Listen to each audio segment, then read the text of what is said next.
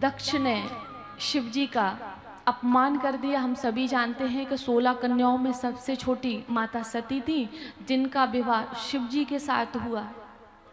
तो एक बार दक्ष को प्रजापति का पद दिया ब्रह्मा जी ने, तो उन्होंने एक सभा का आयोजन किया। तो उस सभा में सभी का जाना हुआ, तो ब्रह्मा जी भी गए और शिव जी भी गए। तो जब दक्ष का आगमन हुआ तो शिव जी ने, सभी लोग उनके आगमन में उनके सम्मान में खड़े हुए, सभी ने उनको प्रणाम किया। शिव जी ध्यानस्थ रहते हैं, भगवान का ध्यान करते रहते हैं, तो शिव जी ने उनको ना प्रणाम किया और ना खड़े हुए। तो दक्ष को गुस्सा आ गया, तो उन्होंने खरी खोटी सुना दी और अंत में श्राप दे दिया कि इनको कोई यज्ञ में भाग ना दिया जाए।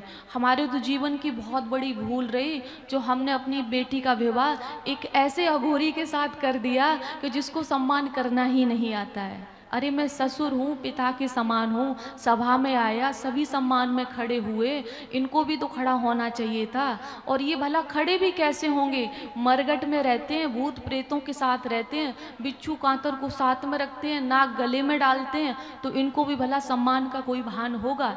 ऐसी बातें खरी खोटी सुना दी। शिव जी ने कुछ नहीं कहा, नंदी ने तो श्राप दे दिया कि जाओ तुम्हें बकरे का मुख लग जाए, ऐसे श्राप दे के, और शिव जी वापस आ गए। इतने पर भी जब दक्ष का जी नहीं भरा तो कनखल हरिद्वार में उन्होंने यज्ञ किया, शिव जी के अपमान करने के कारण ही किया। दक्ष ने यज्ञ किया, क्यों किया? शिव जी के अपमान के उद्देश्य से। तो उसका फल क्या हुआ? सबको बुलाया, शिव जी को नहीं बुलाया। अरे शिव जी को नहीं, अपनी बेटी को बुलाते, लेकिन बेटी को भी नहीं बुलाया। जब विमानों पर बैठकर सभी देवता लोग जाने लगे तो माता सती ने शिव जी से कहा कि स्वामी सब जा रहे हैं तो हम लोग भी चलें, पिता के घर पे यज्ञ है। तो उन्होंने कहा कि पिता ने तो बुलाया नहीं है, तो कैसे चलोगी? बिना बुलाए तो जाना नहीं चाहिए, अब तुम्हारा विवाह हो गया है, अब तुम मेरी पत्नी हो, तो आपको ऐसे नहीं जाना चाहिए।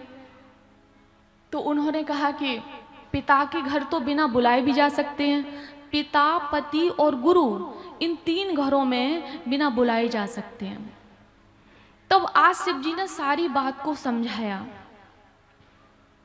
कि उस दिन सभा में हुआ क्या था, मेरे साथ क्या घटना हुई, तुम्हारे पिता ने कैसे कैसे शब्द हमसे बोले। आज सती को बताया तो सती ने कहा प्रणाम करने की बात थी तो आपको कर लेना चाहिए। तो देखिए भगवान कह रहे किससे प्रणाम करना चाहिए? सत्तुम विशुद्धुम वसुदेव शब्दितम यदि यते तत्र पुमान पाव्रता सत्य च तस्मिन भगवान वासुदेवो यदोक्षजे में नमसा विधीयते। बड़ा ध्यान से सुनना इसका अर्थ। शिव जी कह रहे हैं कि मैं उनको प्रणाम करता हूं जिसका हृदय वसुदेव है, और जिसका हृदय वसुदेव है उसके हृदय में वासुदेव है। बड़ा अगर समझेंगे आप, देखिए कृष्ण भगवान किसके पुत्र थे? वसुदेव जी के। अब समझिए, वसुदेव जी के पुत्र थे तो कृष्ण भगवान का नाम क्या था? वासुदेव। तो वो ये कहते हैं कि जिसका हृदय वसुदेव है उसके हृदय में वासुदेव है, और जिसके हृदय में वासुदेव है उसको ये शिव जी प्रणाम करता है। उन्होंने ये बात बोली। तो उन्होंने कहा तो हमारे पिताजी के मतलब हृदय में क्या जहर था? उन्होंने कहा जहर नहीं था, जहर रूपी अभिमान था, और अभिमानी व्यक्ति को शिव जी कभी प्रणाम नहीं करते हैं। लेकिन माता सती फिर भी नहीं मानी।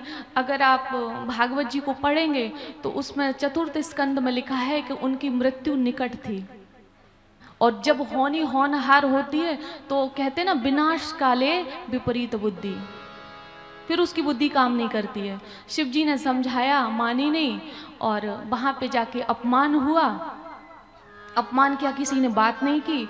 और जब इन्होंने देखा कि उस स्थान पर सभी देवताओं के नाम के आसन है, भाग दिया जा रहा है, लेकिन मेरे पति को यज्ञ में कोई भी स्थान नहीं दिया गया है, तो इन्होंने पहले तो पिता को खूब खरी खोटी सुनाई, और सुनाने के बाद में आत्मदाह कर लिया, अपने शरीर का त्याग कर दिया। और जब ये बात शिव जी को पता चली, नारद जी तो आग लगाने का काम करते हैं, तो उन्होंने तो लगा दी, फुक कर दिया के, और कह दिया कि देख लो, आपने रोका नहीं। वो पिताजी के घर पे गई, आपका अपमान बर्दाश्त नहीं हुआ और उन्होंने क्या कहते हैं अपना शरीर त्याग दिया। लो माता सती चली गई, मरी। अब शिव जी को गुस्सा आ गया, उन्होंने जटा को उखाड़ा और जमीन में मारा। वीरभद्र प्रकट हो गए और कहा जाओ दक्ष के यज्ञ को विध्वंस कर दो जाके। वीरभद्र जाते कनकल हरिद्वार में, और वहां पर यज्ञ तो चल ही रहा था। तो पहले तो ऐसे टेंट लगा था, पूरा टेंट तोड़ दिया।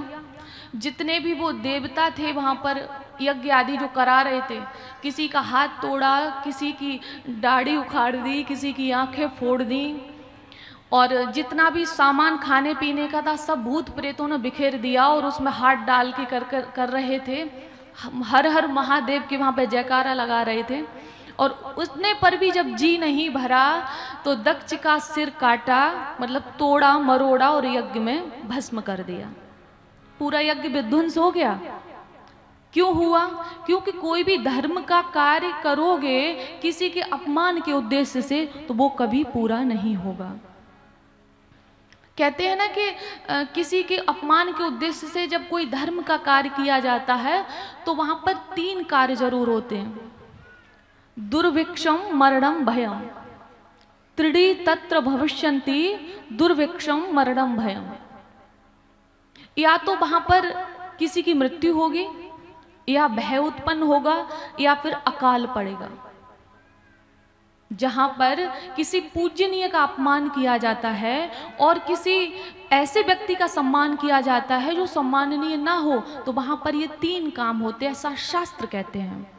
या तो किसी की मौत हो सकती है, या अकाल पड़ेगा, और या फिर भय उत्पन्न होगा। आप भयभीत रहेंगे किसी न किसी बात को लेकर।